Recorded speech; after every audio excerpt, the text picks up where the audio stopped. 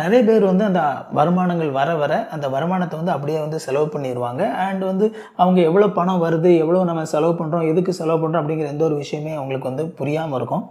எப்போவுமே உங்களுடைய வருமானத்தில் ஒரு குறைந்தது, நான் சொல்கிறது குறைந்தது ஒரு 10% நீங்கள் சேவிங்ஸில் போடுங்க. அதுக்கு மேலே போடுறது அப்படிங்கிறது உங்களுடைய விருப்பம்.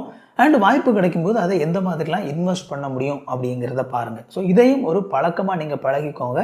இது வந்து உங்களுக்குள்ள வந்து ஒரு ஃபினான்ஷியல் அக்கௌண்டபிலிட்டியை, உங்களுக்கு வந்து ஒரு பண ரீதியான ஒரு ஒழுக்கத்தை வந்து உங்களுக்கு கொடுக்கும். அடுத்ததாக எப்படி இந்த 10% நீங்கள் இன்வெஸ்ட் பண்ணுறீங்களோ அதே மாதிரி உங்களுடைய இன்கமில் அட்லீஸ்ட் ஒரு 10% நீங்கள் மற்றவங்களுக்கு உதவி செய்கிறதுக்கு பயன்படுத்துங்க. இந்த வீடியோவில் நம்ம முதல் பாயிண்டில் பார்க்கும்போது நீங்கள் பாசிட்டிவான சக்ஸஸ்ஃபுல்லான பீப்புள் இடத்துல நீங்கள் பழகிறதுக்கு முயற்சி பண்ணுங்கள் அப்படின்னு சொல்லி சொன்னாலே, அப்போ அதுக்கு என்ன அர்த்தம்? நம்மளுக்கு வந்து நமக்கு மேலே இருக்கிற நபர்களுடைய உதவி தேவை அப்படிங்கிறது அதனுடைய அர்த்தம்.